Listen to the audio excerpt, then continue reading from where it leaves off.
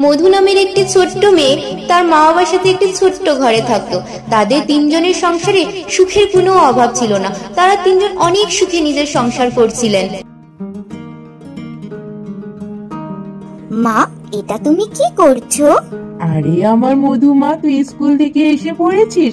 এই দেখ, আমি নানা রকমের ফুল গাছ লাগাচ্ছি। ফুল গাছ লাগাচ্ছো? এটা তো আমার খেলার জায়গা ছিল, আমি এখন কোথায় খেলবো? আরে মধুমা, ফুল গাছ লাগানো যে অনেক ভালো কথা। ফুল যখন ফোটে এটা আমাদের জীবনকে পুরো রঙিন করে দেয় আর আমাদের জীবনে অনেক সুগন্ধি ভরায়। আর তুই খেলার জায়গার কথা বলছিস, যখনই ফুল গাছগুলো বড় হবে দেখবি তুই ফুল গাছের সাথেই খেলা করছিস। তোর জীবনটাও একদম সুগন্ধিতে আর রঙে ভরিয়ে দেবে এই ফুল গাছ। আচ্ছা, তা না হয় দেখা যাবে, কিন্তু আমি এখন স্কুল থেকে এসেছি, আমার খিদে পেয়েছে, আমাকে খেতে দাও। ফুল গাছ পরে লাগিও। হ্যাঁ হ্যাঁ, চল মা, তোকে আমি খেতে দিচ্ছি। একদিন মধুর মা বাবা মধুকে ঘরে রেখে শহরে কৃষির কামের জন্য যায়, কিন্তু দুর্ঘটনাবশত তাদের অ্যাক্সিডেন্টে মৃত্যু হয়।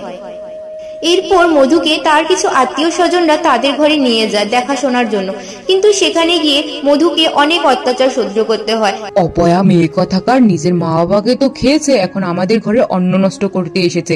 তুই যদি কাম না করিস তাহলে কি তোকে আমি খাওয়া দিব না। যা গিয়ে কাম কর। মধুকে দিয়ে তারা অনেক কাম করাতো, কিন্তু তাকে ঠিক মতো খেতেও দিত না।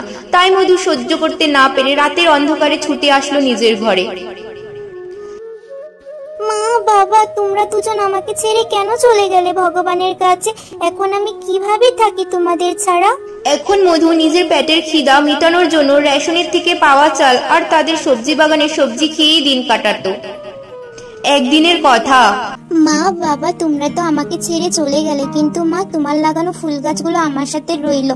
আমি এখন থেকে প্রতিদিন এই ফুল গাছগুলোতে জল দেব, যত্ন করব। এরপর থেকে মধু রোজই ওই ফুল গাছে জল দিত আর নিজের মা বাবাকে মনে করে সে ফুল গাছগুলো অনেক যত্ন করত। দেখতে দেখতে এখন ফুল গাছগুলোতে একদম ফুলে ভরে ওঠে। মধুর বাগানটা চারদিকে রং বেরং ফুলে আর গন্ধে ছড়িয়ে পড়ে। একদিন গ্রামে জীবন নামের একজন ব্যক্তি আসলেন।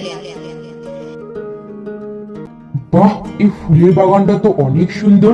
কে এই ফুলের বাগানের মালিক, আর কে বা মালিক যিনি এত সুন্দর ফুল বাগান গড়ে তুলেছেন? কে আপনি? বলেন, কে চাই? আজ্ঞে মা, এই ফুল বাগানের মালিক কে? আগে এই ফুল বাগানের মালকিন হলাম আমি। ও আচ্ছা, তুমি মালিক বুঝি। তো তোমার মা বাবা কোথায়? আমার মা বাবা দুজনই ভগবানের কাছে চলে গেছে, আর এখন এই ফুল বাগানের দায়িত্ব পুরো আমার উপর। এই ফুল বাগানটা আমার মা লাগিয়ে গেছিল। ওহো মা, শুনে তো অনেক দুঃখিত হলাম। আচ্ছা মা, আমি তোমাকে একটা প্রস্তাব দিই, তুমি রাজি হবে? কি প্রস্তাব দেবেন কাকা বাবু?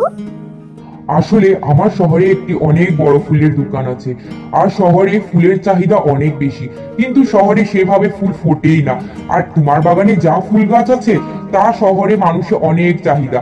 তাই আমি তোমার ফুল বাগানের ফুলগুলো নিতে চাই, আর প্রতি ফুলে আমি তোমাকে 10 টাকা করে দেব। এই ফুলগুলো আপনি নিতে চান, তার বদলে আমাকে প্রতি ফুলে 10 টাকা করে দেবেন? এই তো অনেক টাকা। হ্যাঁ, 10 টাকা করে দেব। শহরে তো এই ফুলগুলোর আরো দাম। কিন্তু কিভাবে ফুলগুলো নিয়ে যাবেন? আমি তো সে বিষয়ে কিচ্ছু জানি না। ওসব নিয়ে তোমাকে ভাবতে হবে না। কিভাবে ফুল নিতে হবে, কি করতে হবে, সব ব্যবস্থা আমি করে নেব। এরপর জীবনবাবু মধুকে প্রতি ফুল 10 টাকা দিয়ে ফুলগুলো কিনে নেন এবং প্রতি মাসে তার থেকে ফুল কিনতেন। মধু ফুল বিক্রি করার টাকা দিয়ে নিজের পড়াশোনা আবার শুরু করে। দেখতে দেখতে অনেক বছর কেটে যায়। মধুর ফুলের ব্যবসা এখন শুধু একটি শহরেই নয়, অনেকগুলো শহরে ছড়িয়ে পড়ে। আর মধু পড়াশোনা করে ডিগ্রি পাশ করে একটি অফিসেও চাকরি পেয়ে গেল। তাই মধু ফুল গাছগুলোর দেখাশোনা করার জন্য তারই মতন দুজন অসহায় মহিলাকে মালি হিসাবে তার ফুল বাগানের দায়িত্ব দেন। এভাবে মধুর মার লাগানো ফুল গাছ মধুর জীবনে খুশি আর সুগন্ধতে ভরিয়ে তুলল।